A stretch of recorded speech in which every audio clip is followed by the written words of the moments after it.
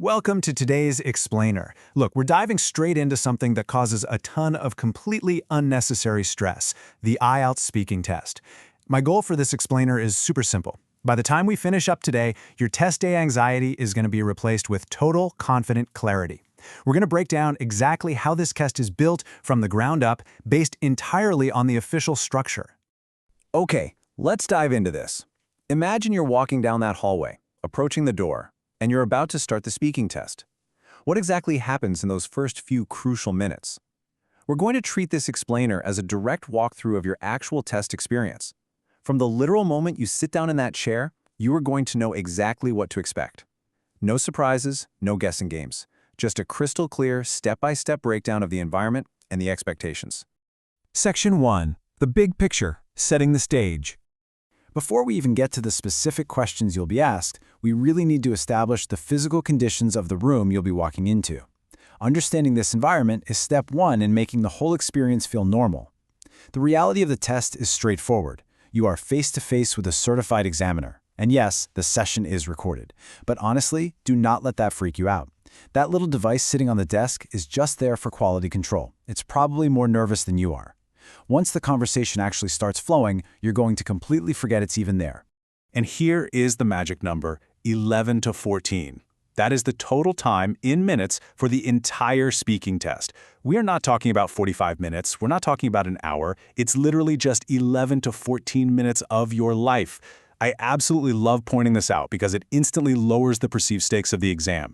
When you realize that this whole interaction is actually shorter than your average coffee break, it completely shifts your mindset. You only have to maintain your focus and showcase your English for a very, very short window of time. Entering the room, the introduction and interview. Zooming in from that total test time down to the very first hurdle you're going to face, we hit part 1. And this blueprint brilliantly illustrates the exact structure every single examiner follows for this opening segment. There are absolutely zero hidden tricks here, no secret agendas. By breaking this down, you're effectively peeking behind the curtain to decode exactly how they structure the beginning of your test. First off, this specific introduction and interview portion only lasts between 4 to 5 minutes total. Remember that big picture we just talked about? The whole test is only 11 to 14 minutes. So this first part is incredibly brief. It is just enough time to get you settled in your chair, get your vocal cords working, and establish a comfortable baseline rhythm for the conversation.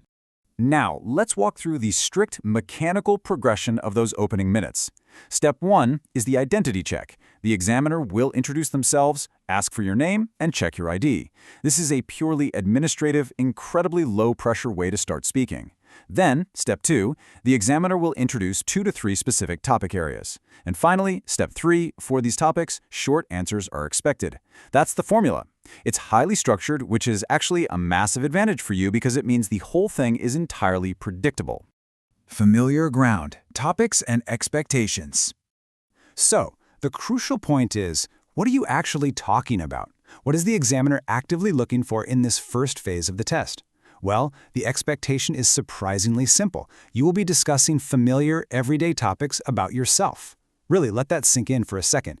You do not need a degree in international economics to ace part 1. You just need to know about your own life. I want to reassure you right now. You are already the world's foremost expert on the subject of this exam. The subject is you. Your likes, your hometown, your habits. They are simply using these topics as a gentle warm-up to gauge your baseline fluency, not to deeply interrogate your hobbies. But you've got to remember this specific structural expectation. Short answers are expected. Do not overcomplicate this phase. Please do not try to deliver a 3-minute monologue about exactly what you had for breakfast. Remember, the examiner has 2 to 3 different topic areas they have to cover in just 4 to 5 minutes. If you drag out your responses, they're going to have to interrupt you just to keep the test on schedule.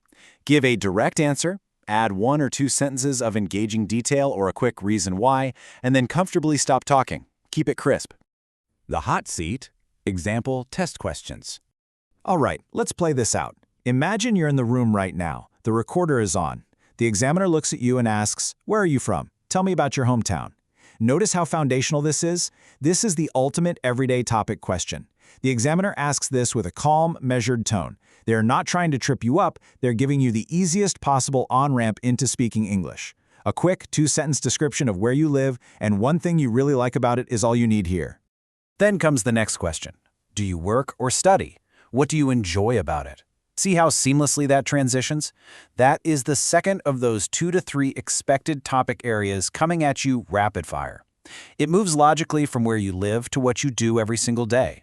Again, you are the expert here. Just clearly state your occupation or field of study and highlight one specific aspect you enjoy.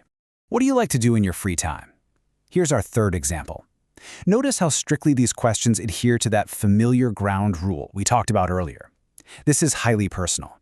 Whether you like playing football, reading books, or competitively collecting vintage spoons, it genuinely doesn't matter what the hobby is.